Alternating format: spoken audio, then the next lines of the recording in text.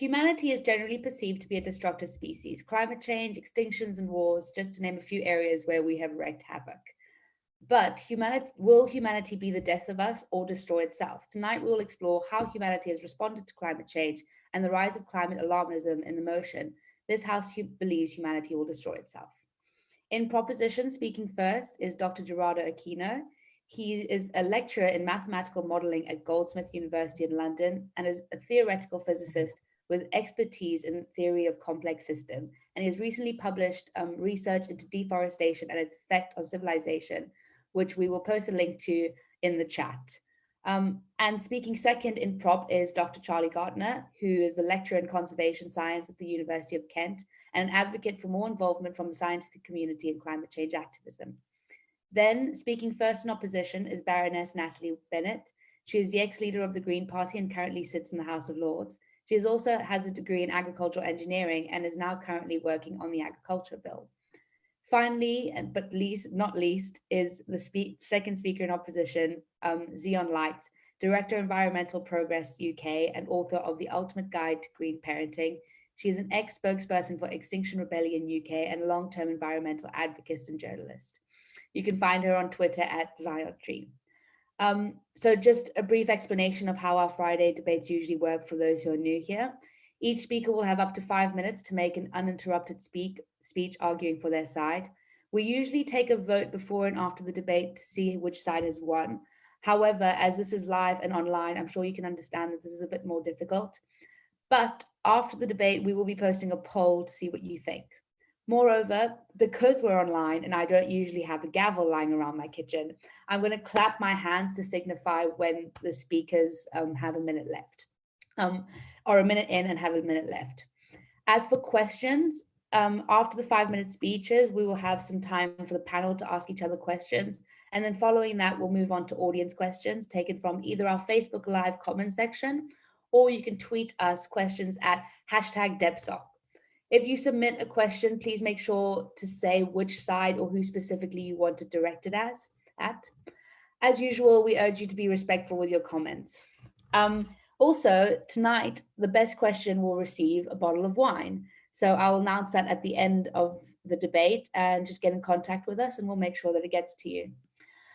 So with all of that said, I'm now going to invite Dr. Gerardo Aquino to make the case for proposition. Please go ahead. So good evening, everyone. I want to start this debate with a promise. This debate is probably the most important you will ever attend. And the promise is that at the end of it, we will convince you that humanity is most likely going to destroy itself. And actually, this is a good thing that you should embrace, not in a nihilistic way, but in an informed, self-empowering, proactive way so that you can affect change. Now, history is actually full of examples of societies that have thrived and then collapsed. But for the first time, we are at the stage of a global interconnected society that encompasses the whole planet. In the past 100 years, we have witnessed an exponential growth like never before in history in wealth, population, energy production, but we are hitting the limits of the planet's resources. Every year, actually, the overshoot day reminds us that we have exhausted the resources that the planet can replenish. And even if some of this data, in this area are never totally ironclad, the impact of human activity on the global ecosystem is a fact widely accepted.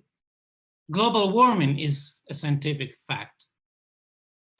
But what it is very hard is to predict the detailed impact, for example, of rising temperature, the cascade effects it can trigger, and the time scales of this process. Actually, we might have already hit a no-return point. I was reading a paper out yesterday from Wilkeman's group in Nature that proves that even if we respect the Paris Agreement, the Western Antarctic ice sheet is irreversibly doomed. And even reducing emission is most likely not going to be the only solution. As I said, this is a hard problem, and we are at a stage now in which we must prioritize, actually. We must find and select the most urgent issues to address, because we are running out of time. My contribution actually has been to model the impact of deforestation, and I show that keeping the current rates of population growth and deforestation, we are going to see a catastrophic impact on population in few decades. Other models are confirming this time scale, few decades. Let me stress this. So now the question is science going to save us? Well, on these short times, most likely not. Indeed, we must push. We need a global collaborative science and technological effort, but we cannot rely on science alone, magically hoping that it will allow us to preserve our current economic growth paradigms. We need a parallel deep cultural change. Let me mention an example from history, which represent on a small scale our global situation, that of Easter Island. This is a small island, thousands of miles away from off the coast of Chile and of any mainland. Here, few settlers started what is known as the Rapa Nui civilization. This civilization thrived. This is, just to be clear, is the civilization of the giant monoliths that are on display on the islands. But they exhausted the resources on the islands and then disastrously collapsed. Even cannibalism has been proved to occur on this island. This is just a stark warning to what can happen. If the pandemic crisis has taught us something, is that we are very bad at comprehending exponential growth. Everyone, well, maybe except the Germans, was caught unprepared by this crisis, by the speed with which it propagated. With respect to the impact of human activity on the planet, we might be now at the same stage of mixed denial and unpreparedness we were in February with the pandemic. We probably won't avert the collapse anyway. The point is that it's not a question of if, not even so much anymore of when, it's a question of how this collapse is going to happen. The damage control we can exert. It's all about that. Paraphrasing a recent motto, the question is rather, can we flatten the collapse? Thank you very much, Gerardo, for that fine speech. I'm now going to invite Baroness Natalie Bennett to come and start the case for the opposition. Thank you, whenever you're ready. Well, thank you very much, Pascal, and thank you everyone for joining us this evening. I'm delighted to be back at Exeter for the second time, if only virtually this time. I really enjoyed the format last time, so I'm looking forward to tonight. However, I kind of feel like we could probably stop now already, because essentially the other side has already conceded. Gerardo, in opening, said, oh, humanity will destroy itself. Well, actually, what we're really saying is humanity will most likely destroy itself, which is not, of course, the proposition. But nonetheless, I'm not going to play semantics very much. I'm quite happy to argue to take on even the proposition that humanity will most likely destroy itself. Because behind that statement is an assumption that history is already pre-made, that we can know what's going to happen in the future. Yet, in fact, of course, that's not the case. History is not pre-made. It's not pre-written.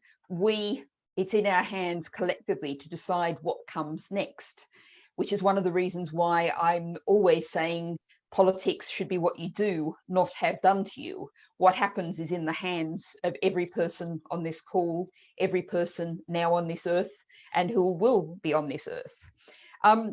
Is there a risk? Of course there is. I would utterly not deny, you will see me tweeting every day, stories about ice melting, the fires all we're seeing all around the world. There is, of course, a risk. But I'd also answer in the negative, like Dr. Gerardo, is science going to save us? no, it's not science that will save us. It's the collective efforts of humanity getting together and tackling the problems and changing the way we operate now. And I draw a very much different lesson from COVID-19 to Gerardo did, because one of the things that this has demonstrated to us is how fast human societies can change, how fast they can adapt their economic systems, their social systems, their ways of operating. It wasn't perfect. It was a huge struggle, but schooling went online or to homeschooling. It's going to be tough for the young people who've missed out on those periods of school, the socialization, but I'm confident they'll survive and find new ways of interrelating to each other. People working from home. I know that lots of people now have really realized the world can be different. They're saying, gosh, the air doesn't smell like diesel fumes anymore, and that's rather nice, and we'd actually like to keep that. So what COVID has done is demonstrated to people that we can change really fast. And as Greens, we're used to people kind of, patting us patronizing in the head and saying, you just want things to change too fast. Well, that argument now has entirely been blown out of the water. And I think there's something quite telling about the background of the people on the two sides tonight. Because what I found speaking to many scientists over the years, and my first degree is agricultural science, so I actually have that background as well myself, is they tend to regard society, economics, politics as a black box, and they know how that works because they've seen how that worked in the past. Whereas actually, politics, if you've studied politics, you've studied humanities, you've studied the social sciences, you know that change is a normal human condition and that the way that human societies operate can change very fast. And we are in a situation now where we've had in Britain, in the US, in many parts of the world to varying degrees, 40 years of neoliberal politics, of politics that said greed is good, inequality doesn't matter, and we can keep trashing the planet. But that's clearly broken even in its own terms. We have crushing levels of debt even before COVID around the world. We have the disasters of privatization. I love the fact that the Financial Times runs about a story a week saying, oh, this privatization of water companies and care homes, isn't it dreadful? We're going to have to find a different system. And so people after 35, 40 years of social democracy after the Second World War, that changed to neoliberalism. 35, 40 years of neoliberalism, the world's ready for a new change. So I'd invite you to confront a thought experiment. If we had a wonderful society in which everything was going swimmingly, very low levels of mental health, families secure, no one worrying about putting food on the table, keeping a roof over their head. If we're in that society and we suddenly discovered the science told us we were in a climate emergency, then that would be really tough and really difficult. Because when everything's going swimmingly, to say we've got to change everything, that would be really hard. But politically now, we're utterly pushing at an open door. We're pushing at a society that knows our current political, economic and social systems of poverty, of inequality, of neo-colonialism, of Amazon being a great parasite, not paying its way and wiping out lots of small businesses. All of that has failed, and people are looking for new answers, new ways of doing things. And what we can do to clean up our climate emergency, our nature crisis, can also give us a better life for people. And that's something we can get everyone behind and working forward to deliver the speed of change that we need. Thanks very much. Thank you so much, Natalie, for that speech. I'm now going to ask Dr. Charlie Garnder to continue the speech for the opposition. It now looks virtually impossible to keep global temperature rise to less than 2 degrees. The limit we once felt we must avoid at all costs. As things stand, we're actually heading for something like 4 degrees or more of heating before the end of this century. These are just abstract numbers, of course, and it's difficult to imagine what a 4 or 5 degree world might look like. But perhaps the best way is to look at what's happening already, with just the 1.1 degree of warming we've already suffered. And what has been happening over the last few months, as our attention has been distracted by the pandemic, is that the natural world has been rapidly falling apart. Over recent weeks, wildfires have engulfed the west coast of the United States, burning over 7 million acres. In Russia, over 27 million acres of forest have burned. In June, parts of the Arctic reached an astonishing 38 degrees. It was as hot in the Arctic as it has ever been in Britain. In August, California saw the hottest day ever recorded anywhere on Earth. In China, over 4 million people have been displaced by floods. In India and Nepal, 4 million more. And what about our old friends, the ice caps? Well, 11 days ago, a large part of the Greenland ice sheet began to disintegrate.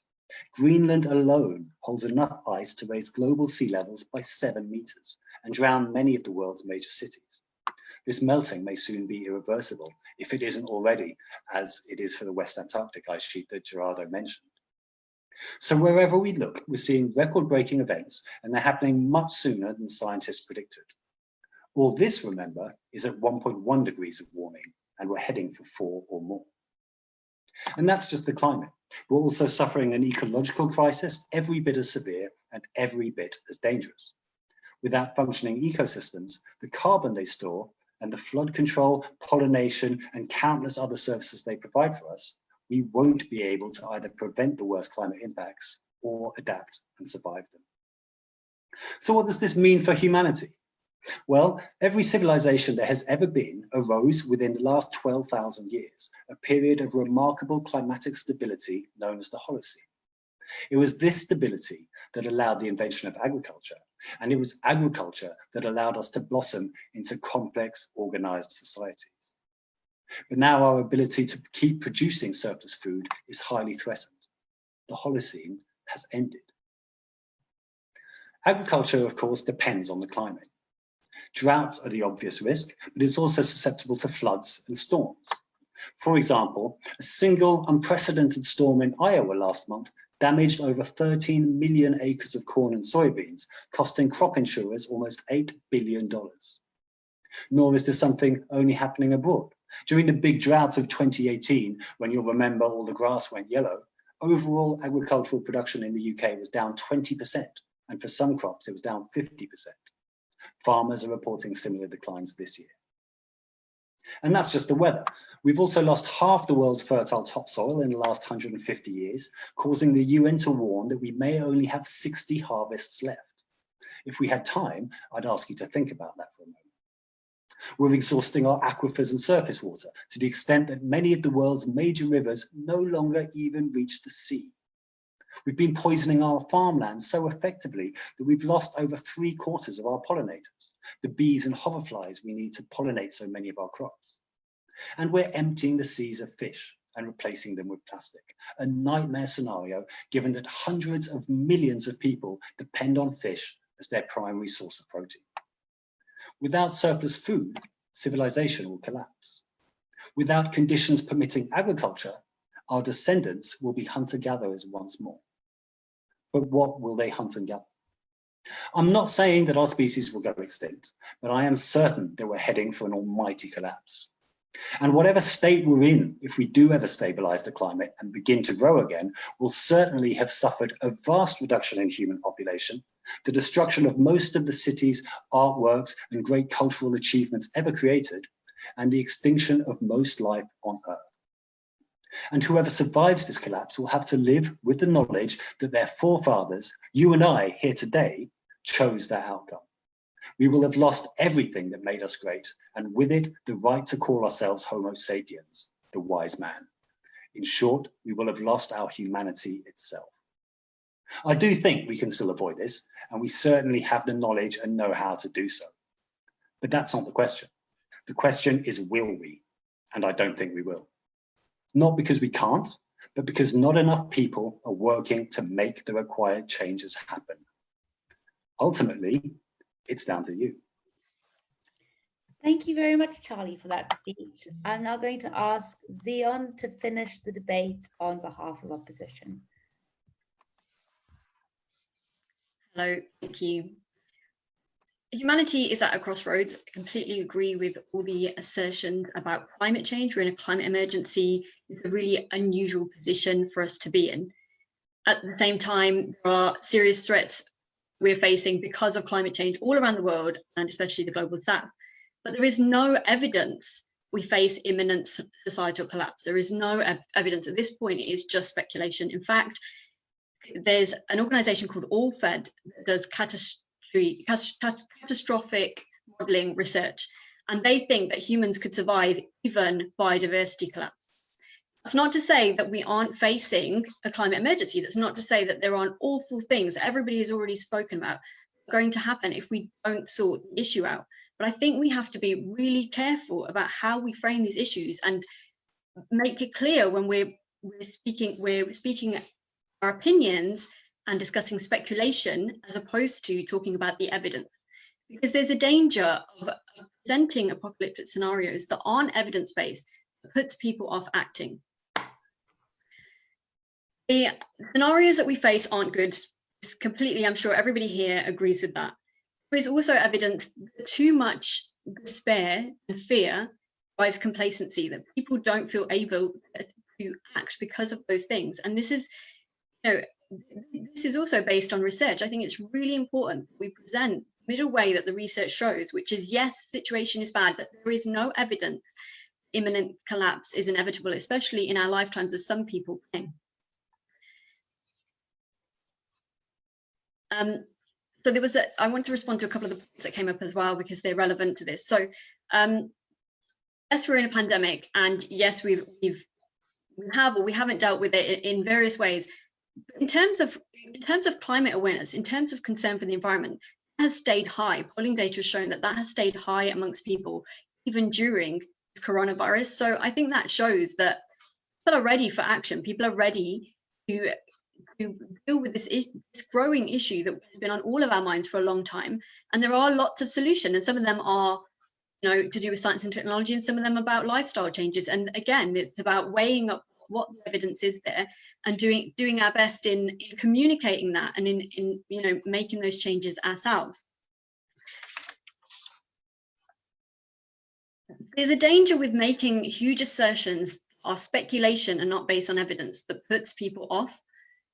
There are some huge claims being made. Yes, there are issues with ice sheets melting, absolutely, really solid research.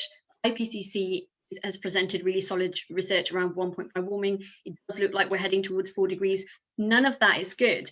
But that doesn't mean that we can't still mitigate and adapt as we go along. That doesn't mean that collapse is inevitable.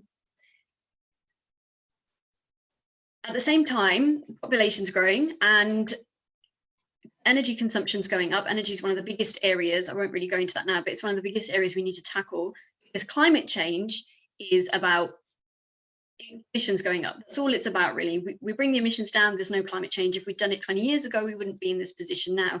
And there are other issues that have been mentioned, which are to do with cultural change. And, my opinions aside, I have opinions on that, but not bringing that into it, that's not to do with climate change, that's to do with system change. And I think there's often a danger as well of mixing up two, when actually, if we're just talking about climate change and avoiding much future collapse much further in the future, which there isn't evidence for, but let's say we're catastrophe planning for that, it's just about bringing down emissions at this stage. And we absolutely have solutions available to us as a combination of paring back the way that we live, changing the way we live and adapting. I'm sure lots of you are aware of the solutions in that area, and also embracing the technologies that we need to reduce our emissions, which is ultimately all climate change is about. But I just want to reiterate the point about being really careful in how we present facts, because everyone is seeing this massive upsurge of kind of anti-science sentiment. They're, whether you're looking at anti-5G protests or anti-mass protests, again, it's very strong. And if we're not careful with the numbers that we use or the way that we present facts, if we let our biases and our opinions get in the way of that, of just raw data, we risk losing credibility.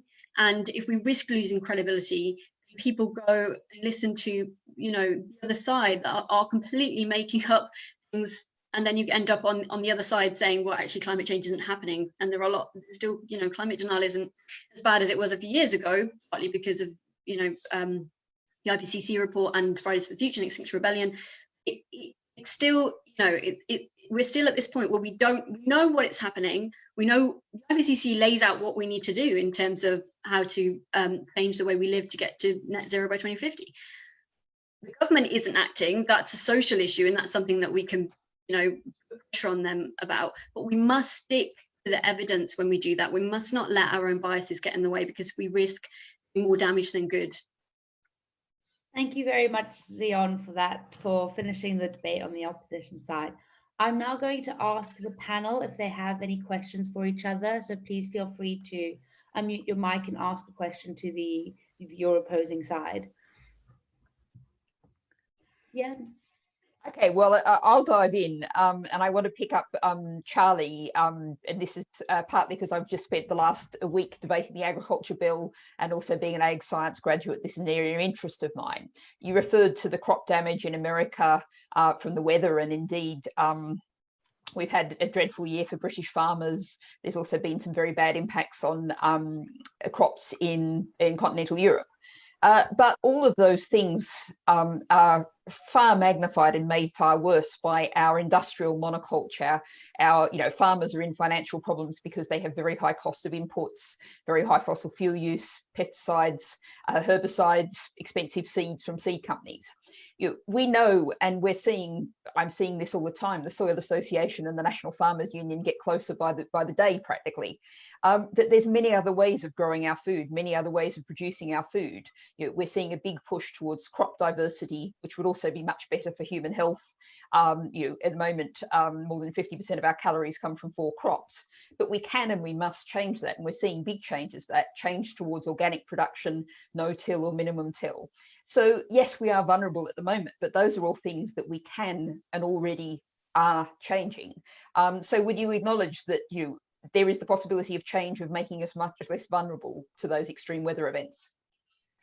I strongly agree with you that our industrial, agricultural and food production systems are a big part of the problem and leave us more vulnerable. And I'm a big believer in and advocate for, organic agriculture, regenerative agriculture. I do believe that does have potential to provide greater food security moving forwards. But there's a couple of things here. One is that I'm not convinced that the pace of change away from our agribusiness models is going to be quick enough. And in fact, I don't believe that the vastly wealthy capitalists that are so invested in our agribusiness models will let that go. I don't see the social change happening quick enough. My other big concern regarding agriculture is that whatever our agricultural system, I just don't see it being able to thrive in a world of such unpredictable climate. One of the responses, the common responses to big declines in wheat yields this year in the UK has been people saying, oh, well, it's okay, as it gets warmer, we'll just grow soya instead. And it's all very well having the ability to grow either wheat or soya, but if you can't predict whether it's going to be a wheat year or a soya year, then what can you do? Similarly, in my experience in Madagascar, I lived in Madagascar for 10 years and I worked with rural communities a lot. I spoke to farmers a lot about their problems.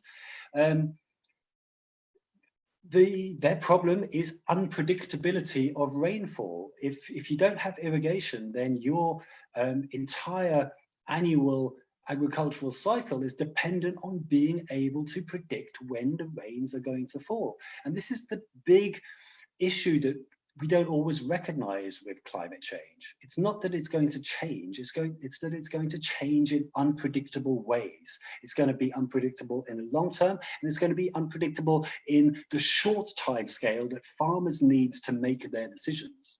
So while I am a big advocate of polycultures, organic agriculture, and agroforestry, and all the rest of it, I don't think these are climate proof. I hope you're right, though. Does anyone else have anything to say on that topic? Natalie, I think you had a rebuttal to that.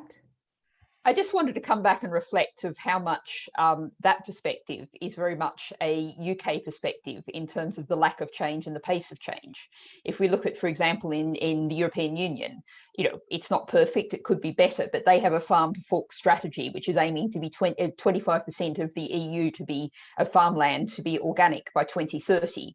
They're aiming to halve the amount of pesticide use they're using. There's a very big, fast movement. And I think this is true of things beyond agriculture. If we look right across, if we're in Britain, we're in one of the worst places, probably, on balance, America might be worse overall, although there are bits of America that are actually doing very good things and lots of ways of tackling the climate emergency. But in the UK, we're in one of the worst things. But what we're talking about is a global situation. And, I've been in the city of Ghent, which has essentially banned cars from its city centre. And when they did it, it was a big controversial thing to do. It was a Green cabinet member as part of a coalition council who did it. And they had this huge fight on their hands. 18 months later, there was an election and nobody, not even the far right, was saying, let's bring the cars back. Everybody was saying, this has clearly made our lives much better. And what happened in that election was the Green vote doubled, having done something that was apparently very controversial 18 months before. So, the changes we're making can happen very fast. And from the British perspective, because of the political framework we've had in the last 10 years and more, it looks very depressing. But I think if we're talking climate, we have to look on a global scale. And on that global perspective, it looks much more positive than it does from the UK. Thank you. Does anyone have anything to add on that? Yes, I'd like to ask also to Natalie, because we're discussing about climate change, but we're not putting that into perspective with all the parameters that are concurring together. I mean, nobody also mentions population growth.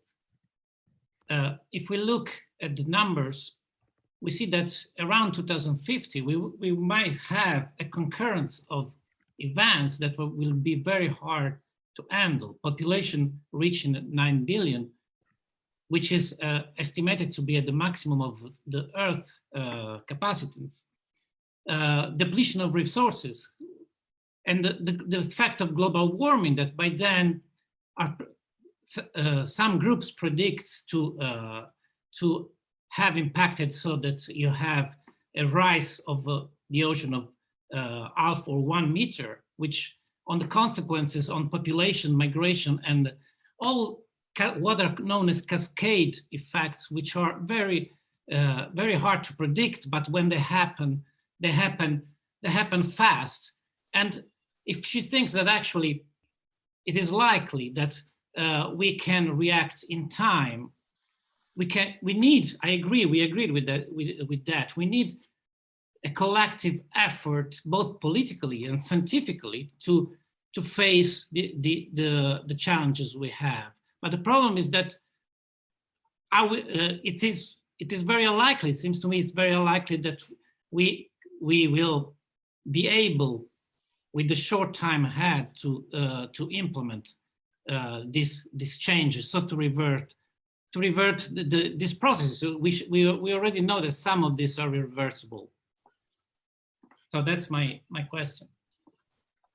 Well, I'm really glad you brought population up, because that's actually the question I would have asked you, because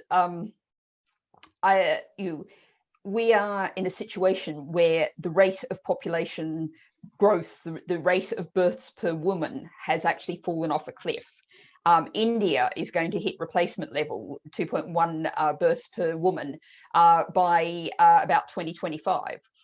The estimates, the figures you were giving for expected population by 2050 are already out of date. What we're seeing is a significant fall in population growth rates as a result of COVID-19. People are choosing not to have babies in this current state of uncertainty. And so, again, what you're doing is taking what's been the historic situation and extrapolating into the future and assuming that we don't have social, cultural, political change. And this is again a really good example of where the positive changes that we can make for our climate are also the changes that we can make our lives better, because I'm not really interested in talking about population. I'm interested in talking about the impact of humanity. And what I'm really interested in is talking about, I've been a feminist since I was age 5, talking about women's rights, talking about women's access to education, talking about women's economic opportunities.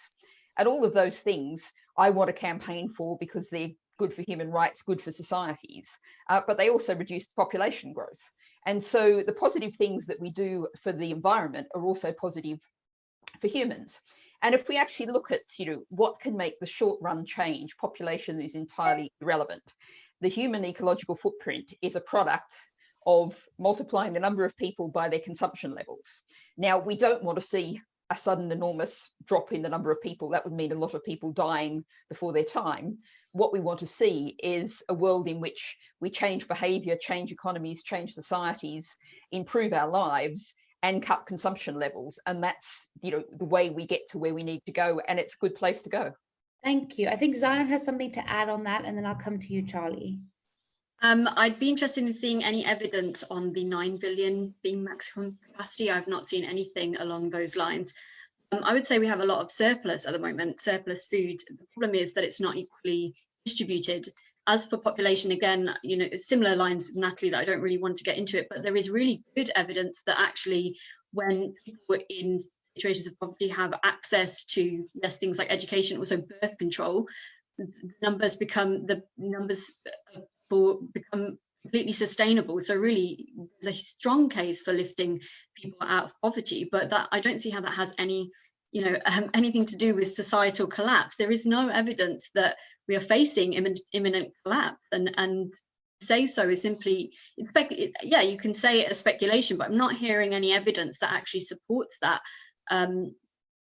Interested to hear if there's research I should be looking into. And on the population front, I would recommend Hans Rosling has really crunched the numbers on this, where he's looked, he's done a TED talk which shows lifting people out of poverty, access to education and birth control for women brings population down to sustainable numbers.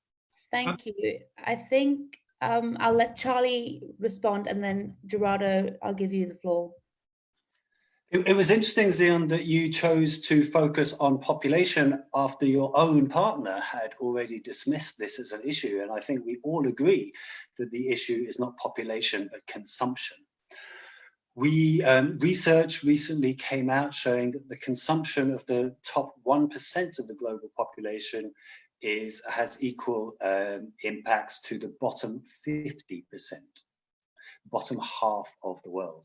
I wonder whether either of you can point me to or can talk about this issue we face as the rest of the world develops and starts to raise their consumption levels towards the consumption levels that we have in Europe and North America. Natalie, you talked about my Eurocentric, my Anglo-centric perspective on agriculture. Well, I think you're all both being very Eurocentric or Western-centric when we talk about consumption. Now, as nations of Southeast Asia, of Central America and South America and West Africa start to raise their prosperity, which of course is the one of the goals of the global growth economy, and start to consume even a significant fraction of the rates that we consume in our minority world nations. I just wonder how you feel that the planet is going to cope with that. But just to reiterate, I'm very glad that you made it very clear that the issue is consumption and not population. Great. If the opposition could keep that in their mind, I think Gerardo just wanted to write a reply, and then we will go on to them. Yes. Yes, actually, about the population, actually. The projection 9 billion numbers actually is from the United Nations, so it's quite a reliable source. But the point I wanted to make is actually that it's not about actually, I agree with the points made about women empowerment. Actually, women education is fundamental for the for decreasing population growth. But we are still confusing decreasing the rate and the fact that population is increasing. You can calculate. This is again the problem we're having with exponential growth. It's hard for people to comprehend. Even if you killed 2 billion people, let me be rough, today, by 2100, we will still back at the current population. So this is how exponential growth happens. This is why I am still saying that it is very likely we're going to face a collapse. We don't want to.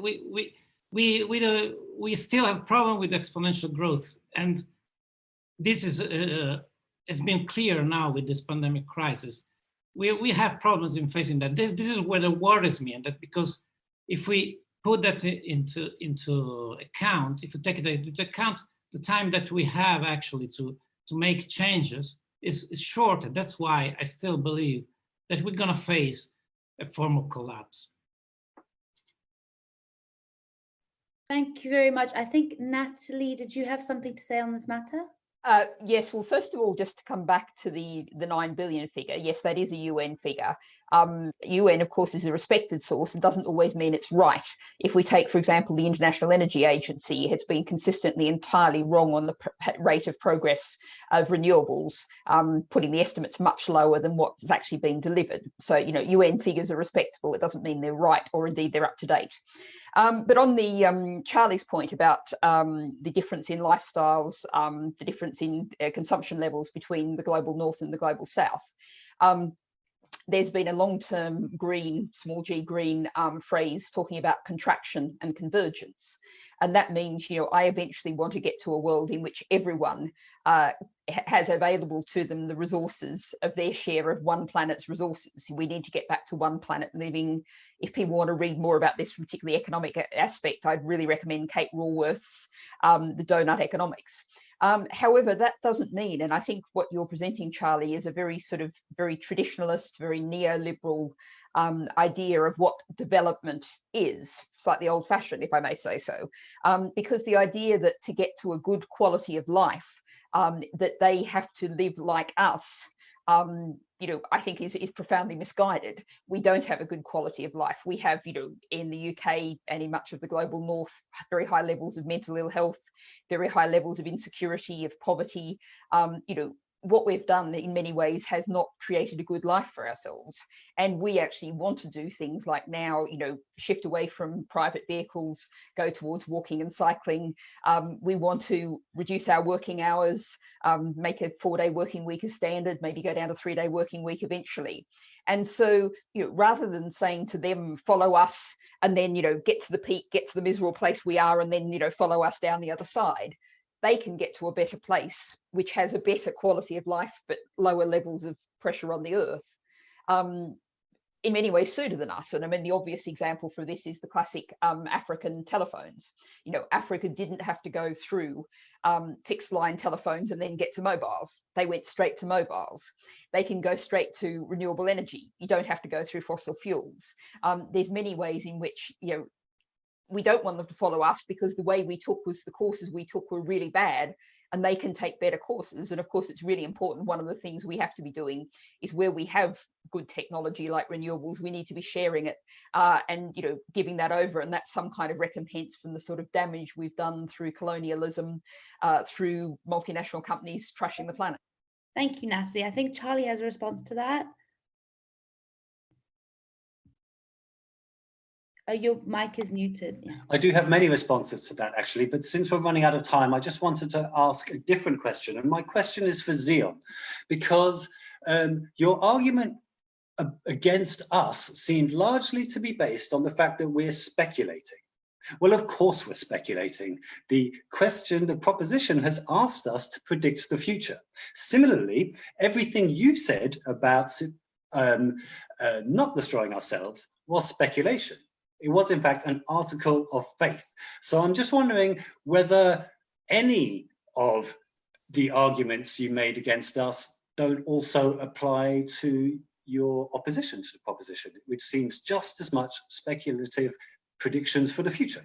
But the point I made about all FUD data is data. It's not my speculation. It's catastrophic planning data that can be read online. They state, researchers, not me, researchers state that biodiversity collapse will not necessarily lead to human extinction. That's just a fact. As for I have to go back to this 9 billion figure because it's being thrown about really unscientifically. Yes, they that 9 billion population saturation is possible. That means, it's the maximum value that global population is projected to tend towards. It's not saying that it's an upper limit. That's confusing the data. And to go to just quickly, sorry, about wealth distribution, to say that society will collapse because of issues of wealth distribution just seems really bizarre. That surely isn't something that we can't sort out. And Gerardo keeps saying we're running out of time. There is no evidence. There is a timeline where if we don't act by this point, it's too late. Yes, things will get worse, and we need to act as soon as possible. We should have acted 20 years ago.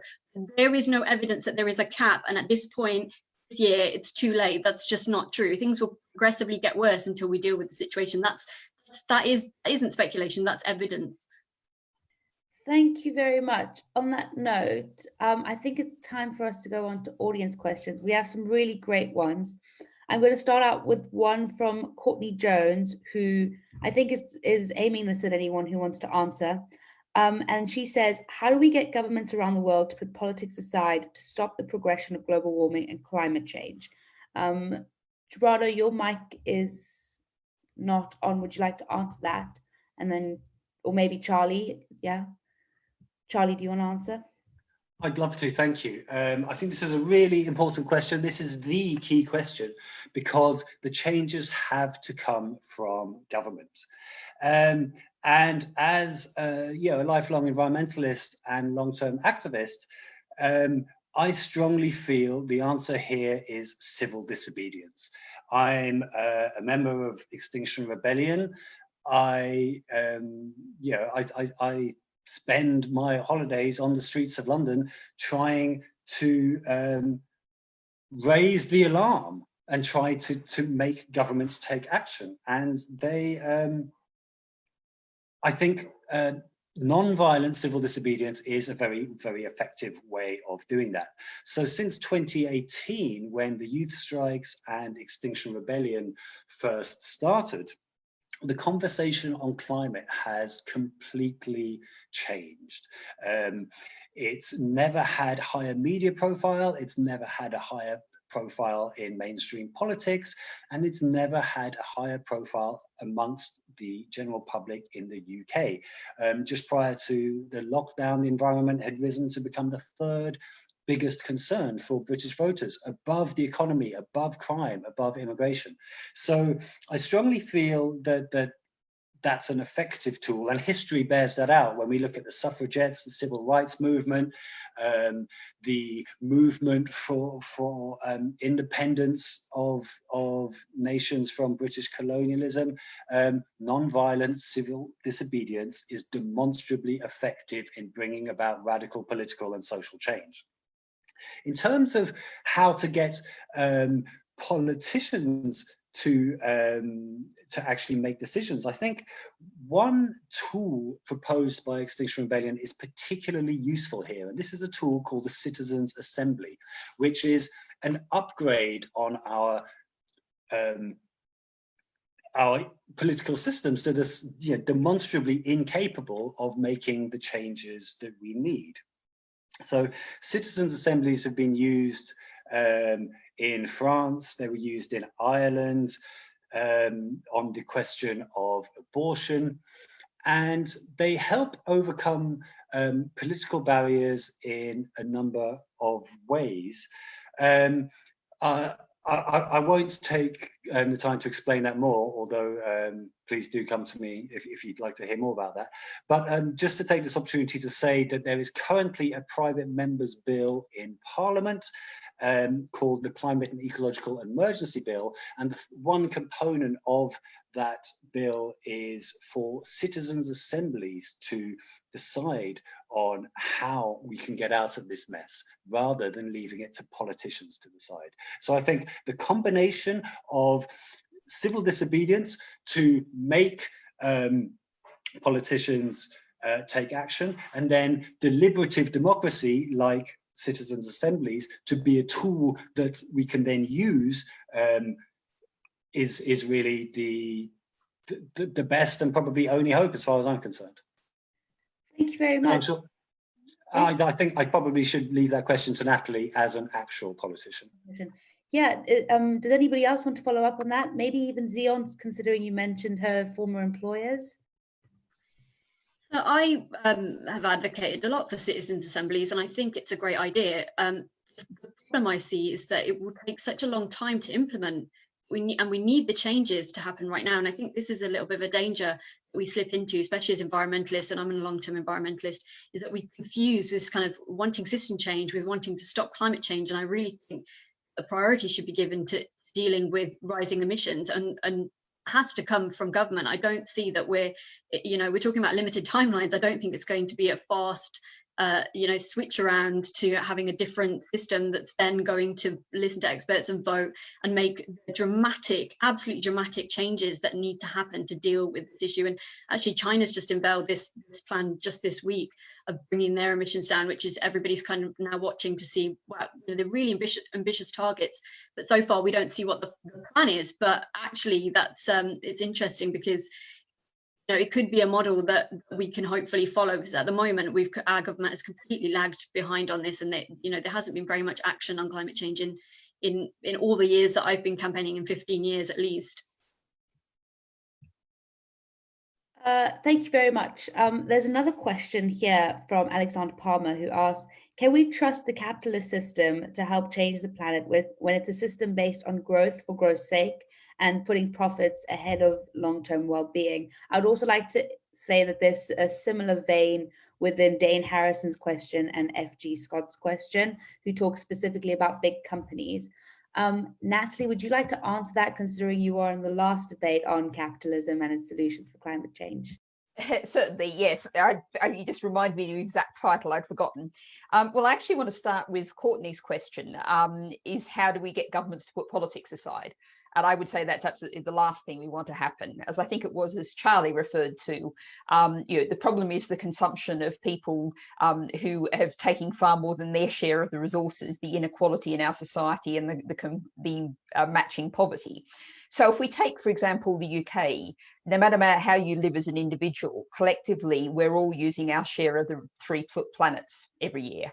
And of course, as I think it was Gerardo said, it's not just the climate emergency, there's the nature crisis, the collapse in biodiversity, there's our oceans being a plastic soup, there's our soils, there's all those things.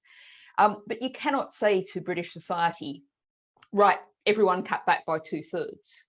That actually leaves lots of people dead. The people now who are sitting shivering in winter because turned the heat off because they can't afford the bill, who are skipping meals because they can't afford to buy food.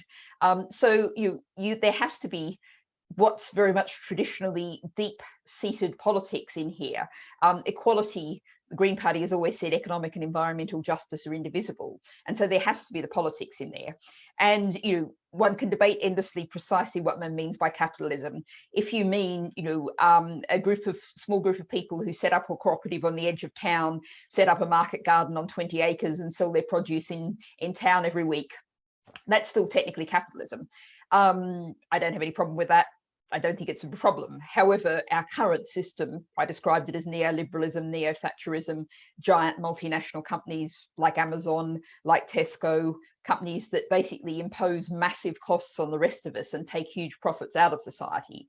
That has to change. So, our current economic structures are a huge part of our problem. They're going to have to change, and they will change because they're profoundly unstable. I referred to the Financial Times, even The Economist. They're all increasingly critical of the current economic model. The intelligent end of the current model is saying this is going to have to change. It can't keep going the way it is. And that's why having an economic, social, environmental, political, and medical crisis all at the same time is actually a huge opportunity, as well as a danger. Thank you very much. Does anybody else have anything to say on that topic?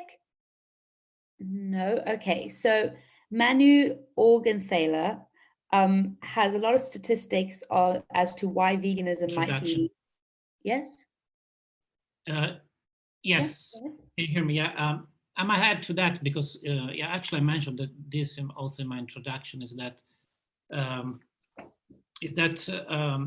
why we cannot, we need a cultural change and a shift in our economic paradigms, and capitalism is relying on continuous growth. And as I mentioned, we cannot rely on that.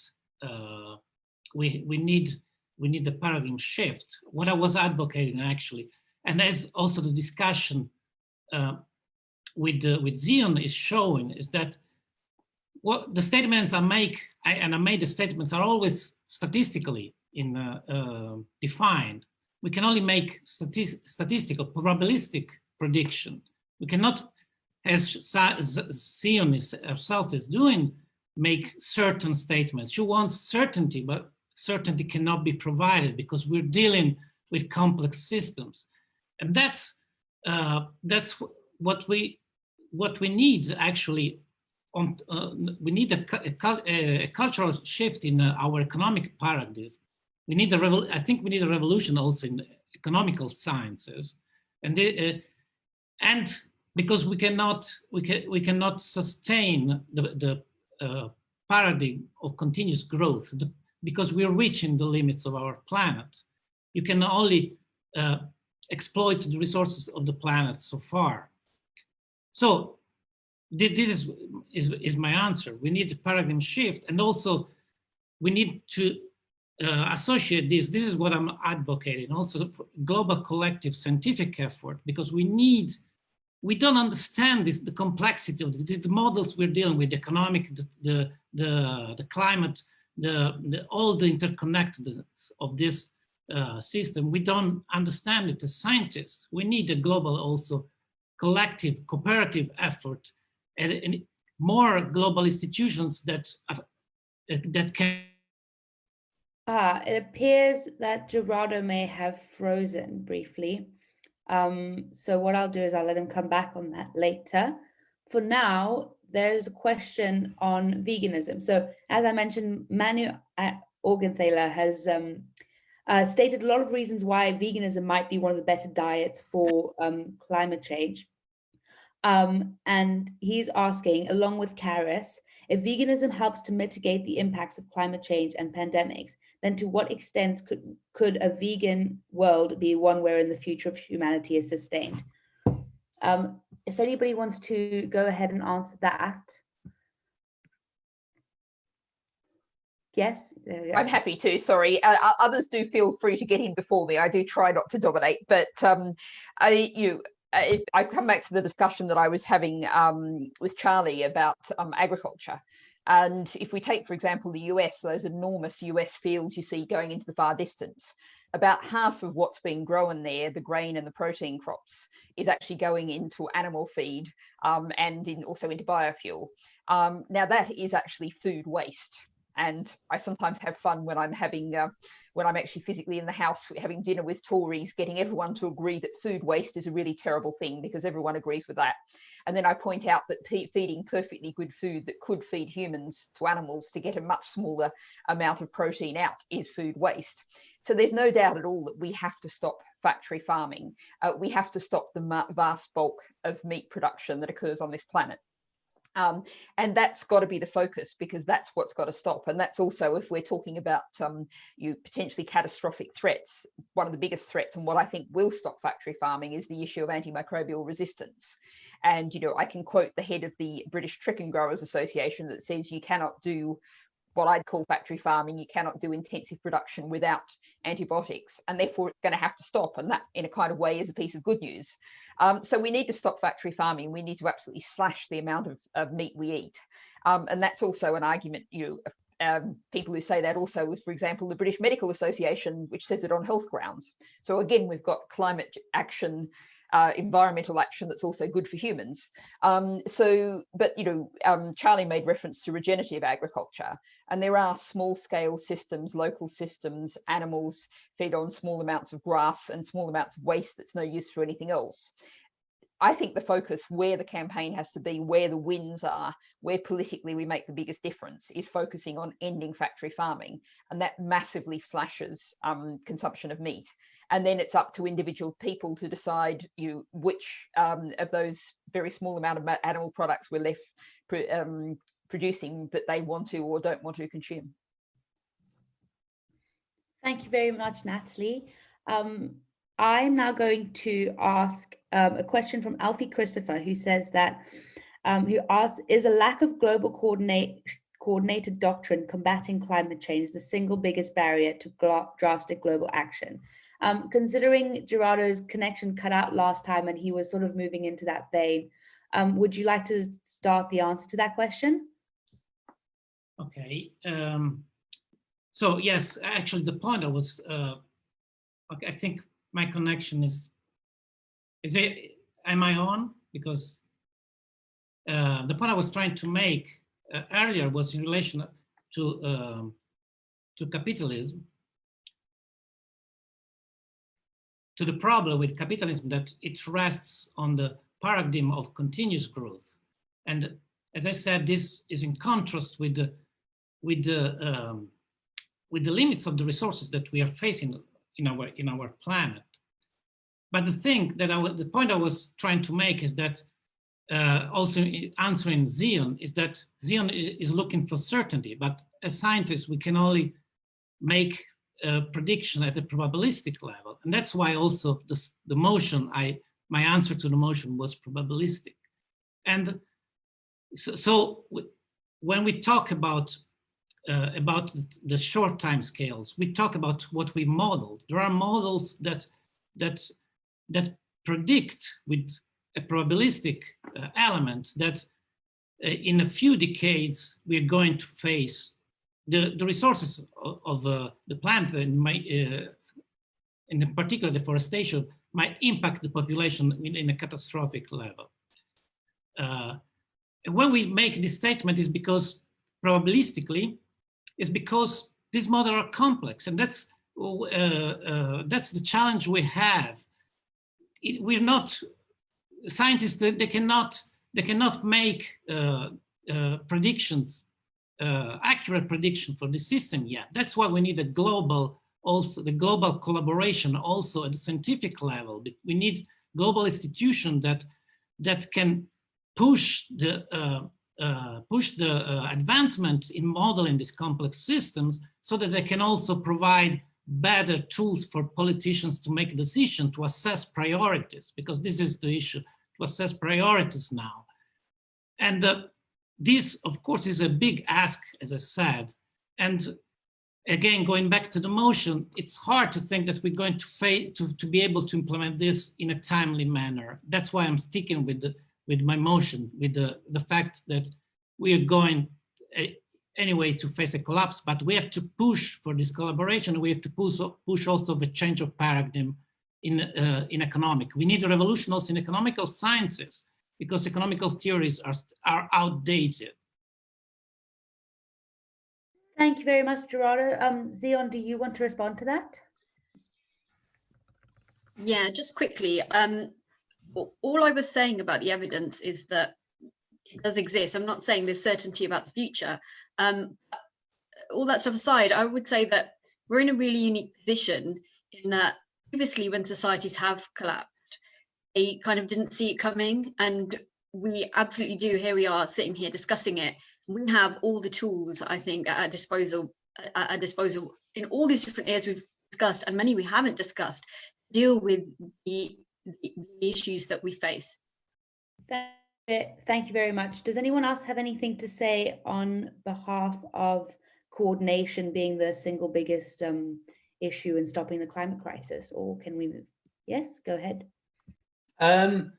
I would just like to, I'm not sure that is the single biggest issue. Well, perhaps it is, but what drives that is what I think is the single biggest issue, and that is the accumulation of wealth.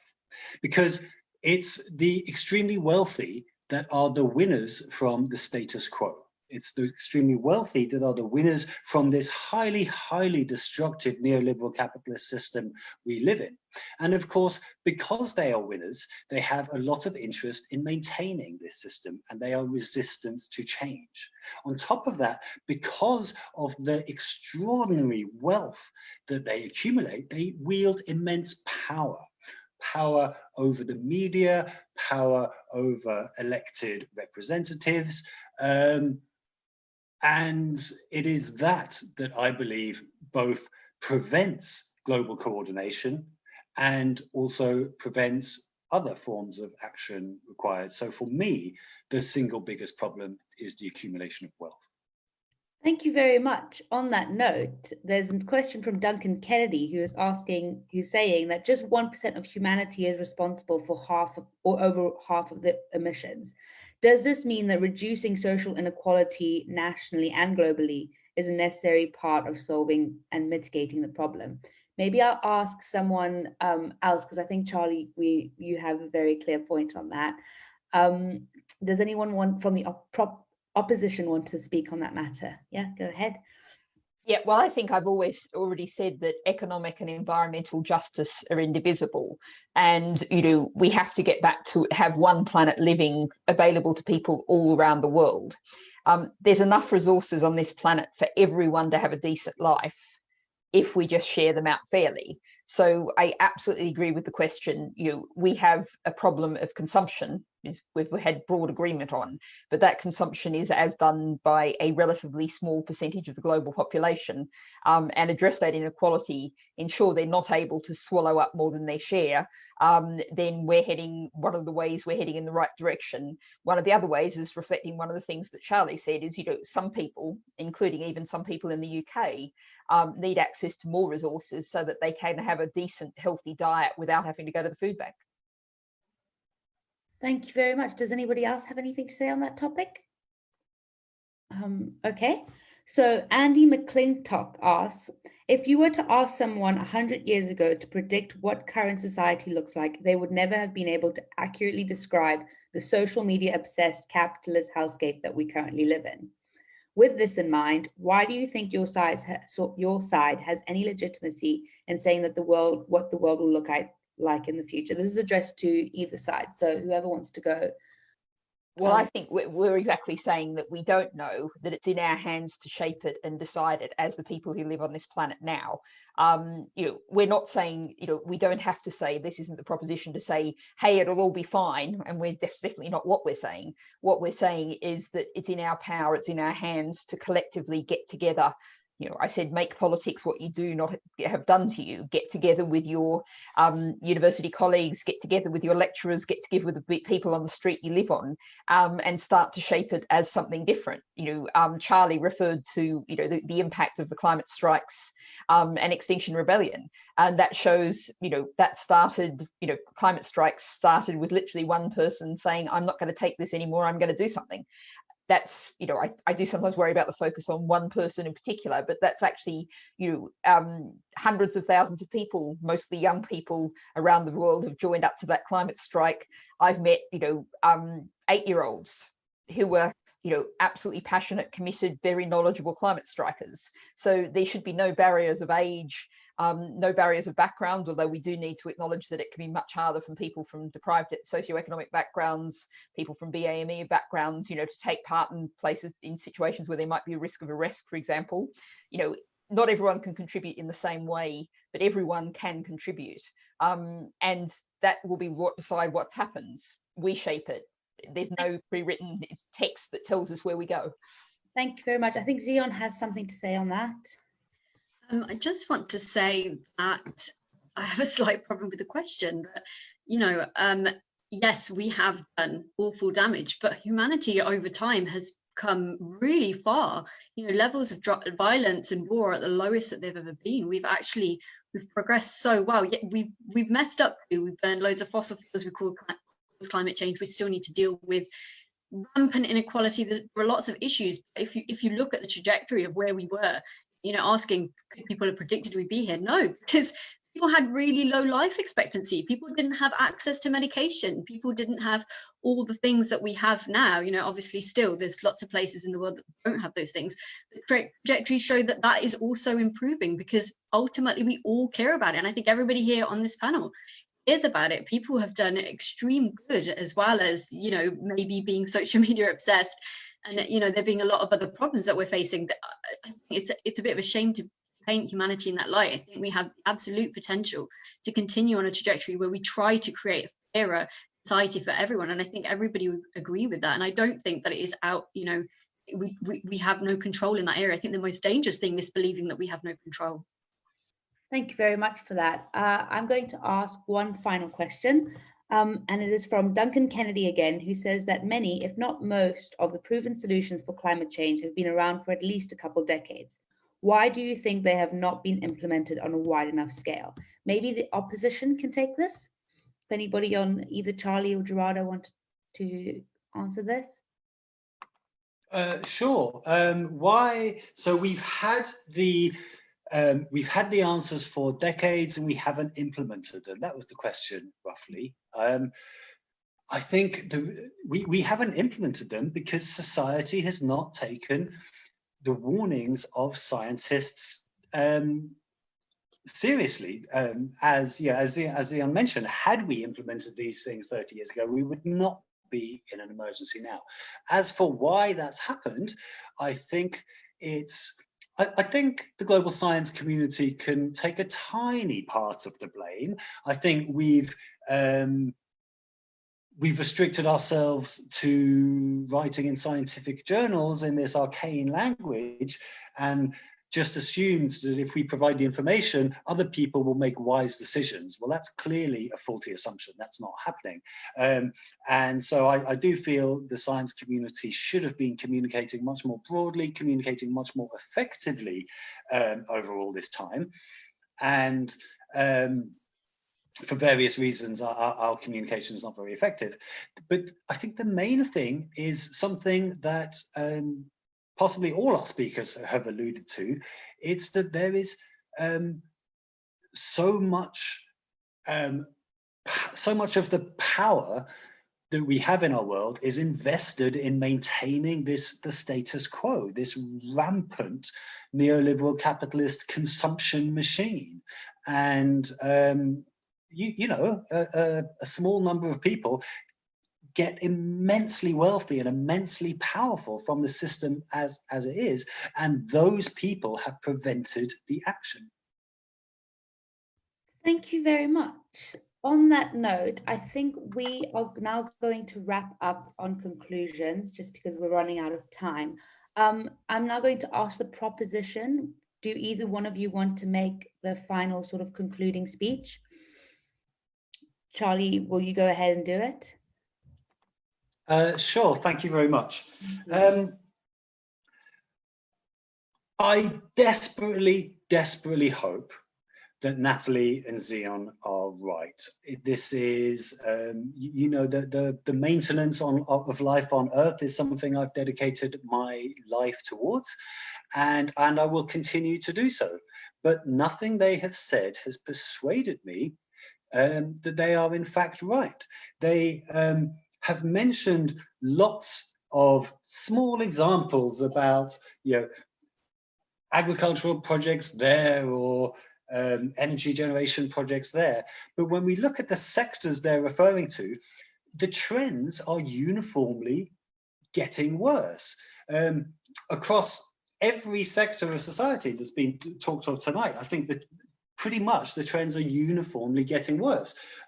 This is something that Gerardo referred to earlier when talking about population. We might be slowing the rate of population growth, but we're not doing away with population growth. So, and this is the same trend we see across all sectors. We're starting to slow down the worsening, but we haven't reversed the worsening. So I'm afraid nothing I've heard has actually persuaded me that that our proposition is not actually going to pass.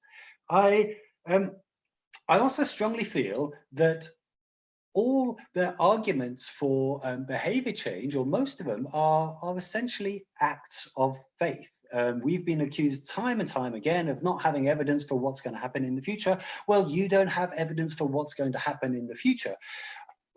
Our proposition at least has the evidence of history, which we can extrapolate from. There is no evidence anywhere in history of the type of social change that we require happening, even on a much smaller spatial scale, let alone a global scale. So I think much of that is an article of faith.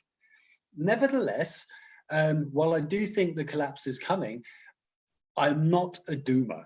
And I think it's really important to say that knowledge of the risks of what's happening should not prevent action. Yes, things are going to get a lot worse. We will collapse, but the severity of that collapse is absolutely to be determined, and it will be determined by the actions of you and I today and henceforth.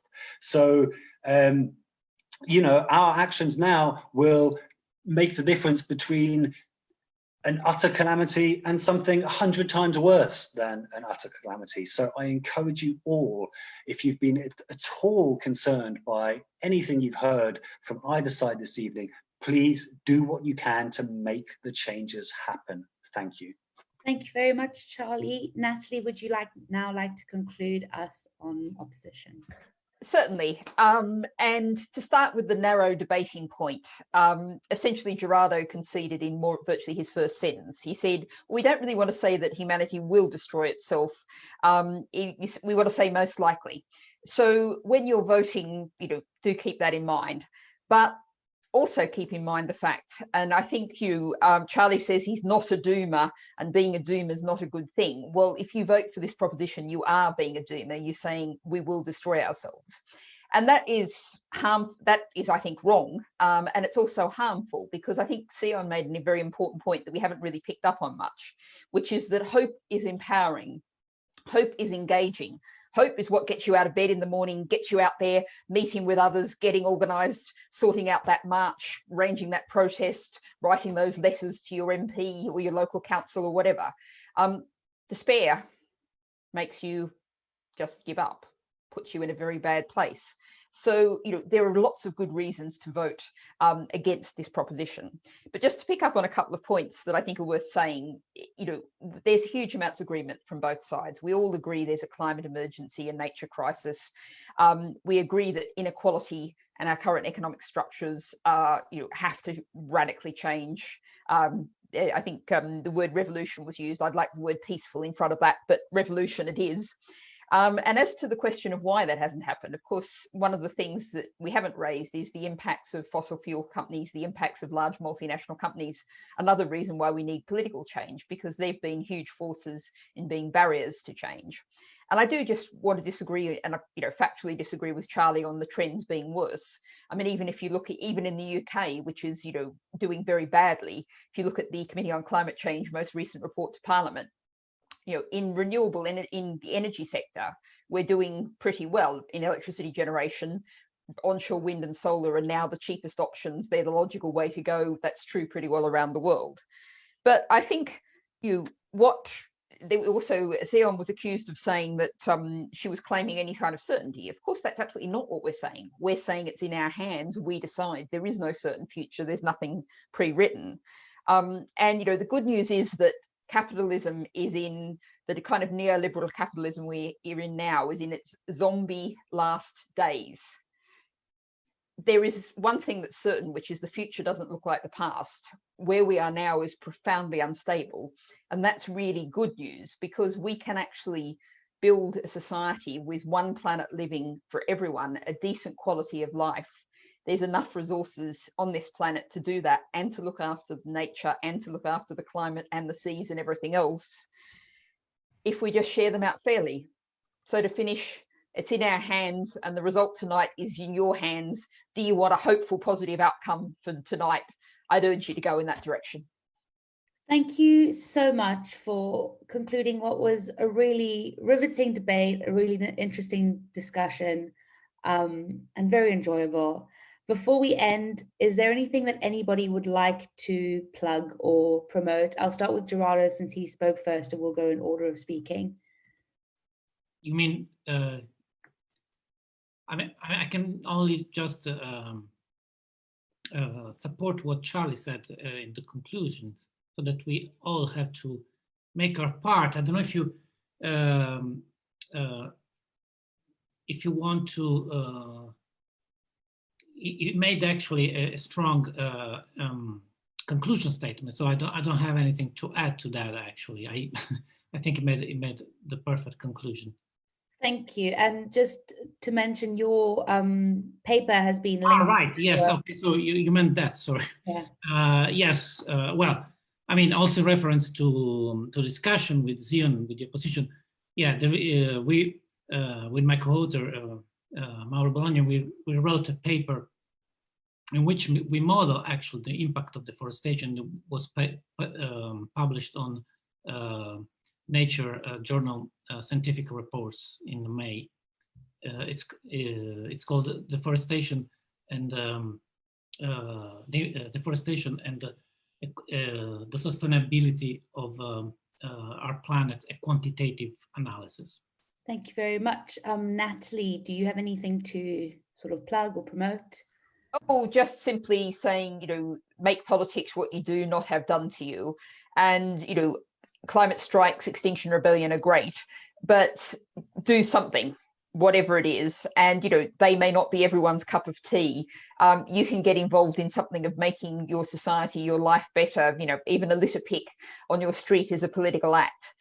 So get involved, get engaged, even if you start small. Once you've got your first success, then you can build on that. And, you never know where it'll take you. I joined the Green Party on the 1st of January 2006, and I would never have predicted where it would lead me. So, follow the adventures, get involved, get engaged, and make a difference. Thank you very much. Charlie, is there anything you'd like to add? I strongly echo Natalie's words. The key thing here is not whether you are hopeful or pessimistic about these crises, it's whether you're active or passive, and whatever form action takes for you, do something. In particular, one thing you can do is throw your weight behind the climate and ecological emergency bill to maximize the chances that this will get passed when it is voted on in Parliament. This is a really exciting piece of legislation that addresses the climate emergency, addresses the ecological emergency, and it addresses the political barriers to the change we need. It will only become law if people lobby their MPs and help build a broad coalition behind this. So please support the climate and ecological emergency bill, sorry.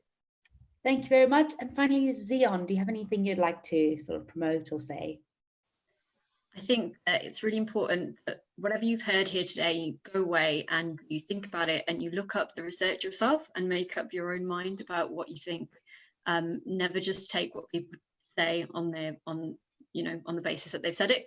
And in terms of taking action, I agree with everybody. There's multiple routes, different things suit different people. The main thing we need is to see a plan, to see some kind of plan, show that we are tackling the climate emergency, and everybody can throw their weight back behind that in myriad different ways. So I would completely strongly advocate for that along with everyone else.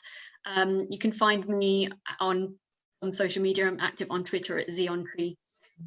That's it from me. Thank you so much. I'm now going to end by announcing that Duncan Kennedy, I thought your question was great, and we're going to give you the bottle of wine. If you'd like to get in touch with us, or we'll get in touch with you afterwards. We'll see how it works. I hope you all enjoyed this debate tonight. Thank you very much, and goodbye.